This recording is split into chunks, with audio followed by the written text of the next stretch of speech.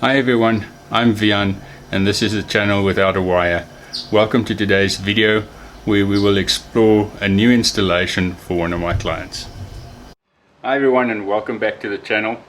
I'm here with a client today. Her name is Unita and we will take a look at her house, do a walkthrough, do some assessments. I've got with me my dear friend Etienne. Say hello Etienne. Hello. Etienne is the electronics expert and he will help us sort out some specifics that Unita would like to sort out in her house. So after we've done a walkthrough and determined what Unita wants, we'll present her with some options, do some calculations. Oh! Yes! And make some hard choices. So let's take a look.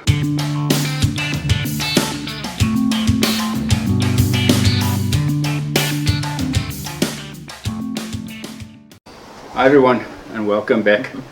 So this is Unita. Welcome Unita and thank you for inviting us to your home. Pleasure. So we can help you get your house out of the 80s. So you probably wonder how the two of us met. I was dabbling in a little antique sales, you know, the electronic kind, and I met Unita online on one of these sites looking for some very old equipment. So I ended up asking her what she's looking for, and she answered that she's looking for some parts for her alarm system at home. And I just thought that's very odd. I said I can probably take a look for you and automate that. And she invited us over to her house, and here we are, trying to get our house out of the 80s. Absolutely. So yeah, let's have a look at what Unita wants done in the house, and then she'll take us through a tour and see what we need to do and get some insight as to the solution we need to design for her. So yeah, before we get started, let's just gain some insight from Unita. So Unita, what made you consider home automation as an alternative for what you want to do in your house today? Well, I have an outdated alarm system, and I realized that from the quotes that I actually received, that if I replace like for like, I'm actually not benefiting anything from that, and even that was quite expensive. So why would I actually go through all that cost? So yeah, I think for me the biggest thing was to have control, and at the moment my alarm is very restrictive in the sense that I only have a few zones. I can only do so much with those zones. My biggest problem is that all the alarm system is inside the house. There's no early warning, early detection, and then also for me the alarm is very reactive, and I want something that is far more proactive. So I kind of know that there are options out there, but not to the extent that I can actually automate everything, be in control of everything, know what's going on. Doesn't matter if I'm at home or not at home. So this to me sounds very beneficial and something that I would definitely consider. Okay, so we can definitely have a look at that. And that's why I brought my electronics expert, Etienne. So, what problems specifically are you looking to solve today? Sure, quite a few. Firstly, my property has quite a few secluded areas, and at the moment I have no sight of that. So if something happens, I won't know about it. I cannot see it, so I cannot proactively do something about it. That's one of the areas. The other area is light. It's very dark in specific areas. And then also at the gate, you know what's going on outside the gate before I actually leave. And then there's quite a few people on the property, so it's very busy. So I need something that I can customize in the sense of only these zones activate or deactivate, depending on, you know, what the activity is. And then also I want something that is easy controllable, you know, to bypass zones and to know what room or where the outside is and what zone. That's always quite difficult on these old outdated alarm systems. And then I think also power supply, you know, when we have load shedding, I definitely would like to have a look at that, so that I know the property is monitored and secured. Doesn't matter if there's power or not. Okay, so to summarize, you're looking for visibility, lighting, some mechanism of control, like for instance your phone or whatever the case may be, and also a redundancy in terms of power. Yes. So that's kind of a summary of what I'm getting from the answer. And definitely early detection. Yeah. The areas that I looked at beams, I had a few installed already, but they're not working. So for me, I'm looking for something a little bit more advanced, and that will definitely warn me so that I can be more proactive. Okay, we can definitely have a look at that. Do you have any specific products in mind from what you've seen online? There are quite a few nice ones that I have seen. I think they are definitely light sensor, and that is connected to some siren, but also then connected to some panic device if I do want to use that.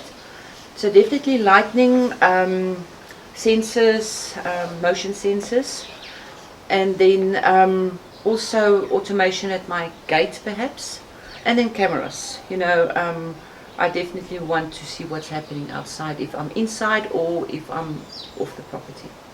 Okay, so we'll have a look at that too. So we'll list all these items that needs addressing, and then when we do the installation video later on in part 2, we will actually see which one of these boxes we managed to tick with the solution we put together today. Then what would you deem luxury versus necessity? Sure. Okay, so for me definitely a necessity is light sensor, motion sensors. Cameras I know can be quite expensive, so I think for me that would be between a necessity and a luxury. Uninterrupted power supply, I think these days that is becoming more and more of a necessity than a luxury. Then I think the gate entrance, that would also be very nice, but for now I think that would be a bit of a luxury for me, unless there's actually a good option for that. So I think cameras can be quite expensive, and that one, unless I have a few strategic ones, but that I think I would see as a bit of a luxury. Okay, so luxury versus necessity is purely determined by cost and the number of devices that you put in. Yes, I think so. We will have a look at that too. So yeah, do you have any use cases, specific use cases that we may need to install a customization of sorts, hence Etienne being here for our electronics? Yeah, so for me, triggering the alarm based on the motion sensors or a siren that goes on, that I would like to actually incorporate into my alarm system to trigger a panic at the armed response. The other thing that I would also like to see is how can I include that in an emergency situation. So if there is a medical emergency, I would actually like to see how that can in future be incorporated. And then manual overriding of all of this that I have on my phone that I control, because a lot of people on the property will not have that application on their phone. So there must be a way that they can actually manually control certain areas that I allow them to use. Okay. And I think when we spoke offline, you also mentioned that you would like to incorporate some of your existing alarm, the static alarm, Yes. to incorporate some of those features into the solution we're building for you today. Yes, yes. Yeah. Okay, so let's start the walkthrough. So Okay, so- Janita, tell us what you want done there. This is the monitor that I have for my entrance gate, and it's manually. I can't always see who is at the gate, and I cannot see beyond the driveway. So if I can actually have something that I can see what's going on in the street, that Okay. will be nice. And then also to have a clear view of who is at the gate. So at the moment this is still very manual. So this is one of the things that I would like to improve on. Okay, so ideally you would want to see this on your phone or tablet, or maybe access it from your laptop in the study or something. Yes, yes. Okay. And if I need to press a panic, then I can actually as Yes. well. Okay. Okay, so inside the house, I have the alarm panels. This one is quite outdated. I don't know how to program it, to change it. And for me, this is quite difficult to bypass zones or activate zones. So this would actually be quite nice to improve on as well. Okay, I see the names there, Rainbird, FBI. This is really, it reminds me of Robocop, so this is really 80s stuff. Two trailer park girls go round the outside, round the outside. Okay, so this area for me is always a problem area because we sleep right on the other side. I don't know what's going on here. Cars are standing outside. I don't know if people are actually jumping the gate. So this for me is a problem area with darkness and early detection. So this for me definitely needs to. The problem here as well is the people living on the property should also be able to actually go across to the other side without triggering an alarm, but to actually provide lighting. So this for me is quite a problem area. Lightning, you say? Lighting. We'll shine a light. So Etienne, will you be able to do the lightning for her? I'm not so sure about lightning, but lighting, yeah. Okay, so lightning, you say? Lighting. There's the outside camera. So that's a static camera. This light, is it day night? Yeah, day night. Okay, and that keypad, what's that keypad for? It used to be for security if they actually want to the armed response, Oh, but okay. it's disabled, it's not working. Okay, and does this work? Yeah, Somehow. the bottom one works. Yes. Okay. So what visibility are you looking for? Well, yeah, if I can have a view of this piece of street, it would be wonderful. Okay. This feels like an episode of Carte Blanche, except Derek Watts will probably keep his kidneys. So even this side here as well, for me is dark. We actually did put a sensor light in, but the problem is I will not know if it actually goes off at night or not. So I would like some early warning if I need to actually have a look and see if there is someone jumping the wall or actually what activity goes on here. Okay, so what we can do there is we can probably just add a camera with its own sensors instead of replacing the light. But I would also like some siren if that is possible. Okay, this area as well is quite dark at night. Also, we have put a sensor light in there as well. But again, same as the other one, I must have the option to actually either trigger a siren or a camera that I can actually see what's going on in this area because it is quite dark at night. Okay, so for this one, we can probably either put in a camera over there with the light, or we can put in a camera in the window that does a rotation or a 340 degree rotation. Okay. So you have a better view of this area. Yeah. This area is also quite problematic for me because when we sit here, we don't want a spotlight shining on us. But when we actually go inside, I want a spotlight, censored one as well, cameras, early warning detection. So this area for me also needs to be lit up, but not in the sense that it actually shines in our eyes, but actually have a good view of what's going on here. Almost like the light over there against the wall, just for Yes. lighting up the space. Yes. Okay. Yeah. Can have a look at that. Because this is basically where we live. Yeah. So, and I want all the ceiling other lights. areas to have early detection and warning, so that when we sit here, we actually know what's going on in the other areas of the house. Yes, yeah. Okay. There's Anita, she's our safety expert. Say hello, Anita. Okay. That's when we don't get electrocuted and use the right types of screwdrivers and that kind of stuff. This area is probably the darkest at night.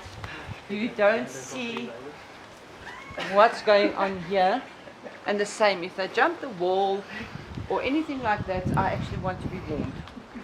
Okay, And so it must also be quite light so that you can actually work here at night.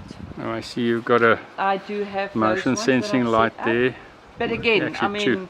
the light goes on, nobody knows about it. Unless I open my curtains, and then any case I sleep. So Okay, but those two lights seem to be lighting up this area quite well yes, on yes, the it angles, does. yes. Yeah, it So you does. just want some visibility there. Yes. Okay. The same as that other area, there's absolutely no windows on this side, so I actually don't know what's going on here. On this side is also a street, so I have two, basically my boundaries are streets. So that for me is also a problem if somebody jumps this gate. Okay, so it's the street on that side. Yeah. As So well, some yeah, the visibility back side. inside or outside the gate as well. It would be nice to have outside, but definitely inside if they're actually here as well. The problem here as well is the workers from the company comes and goes.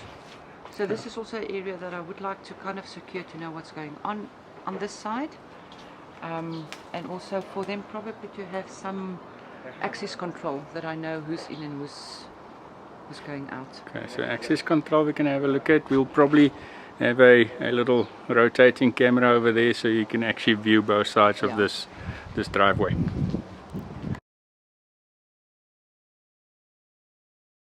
Okay, so in this area it would actually be nice if there's some sensors at the doors, so that even when you go out, the lights go on those on those glass doors. Okay, so you want the lights to go on when you open the sliding doors. Yes, yes, Okay. yeah. Obviously only certain times of the day. Yes, yes, yeah. Okay. And that I need to control manually as well. If I don't want it to go on, then I can actually switch them off.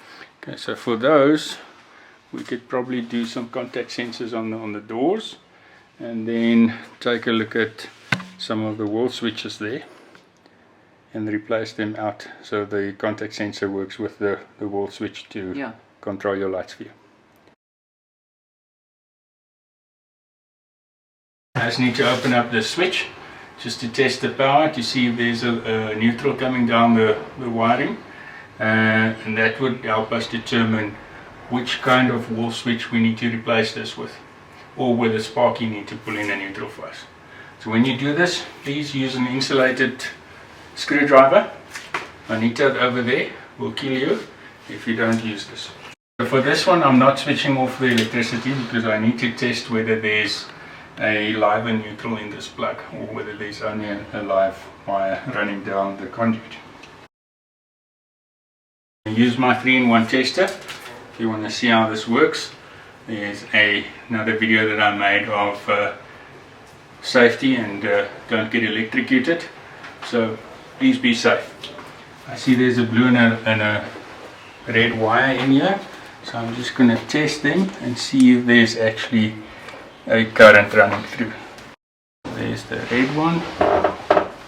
Okay, so this means that there's a live and a neutral running through this plug. So the red being the live and the blue being the neutral. The passage lighting, so as you walk the lights go on and off. Okay. You know, and then you can actually, at least there's light when you walk at night.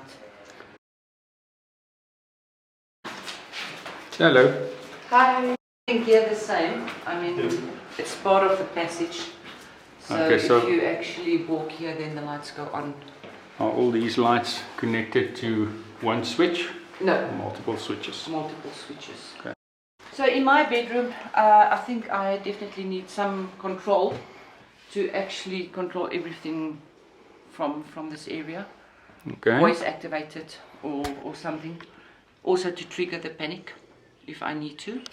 You have a panic button here somewhere? I have a remote panic button, but also on the keypad. Okay, so Etienne's going to have a look at the computer brains there of the alarm to see if we can install a remote switch via the smart home directly on the computer box or on the motherboard. So we also just kept Anita away because she would fail us on security for this. So yeah, Anita is not close by, and now let me just see. Yeah, she's not close by.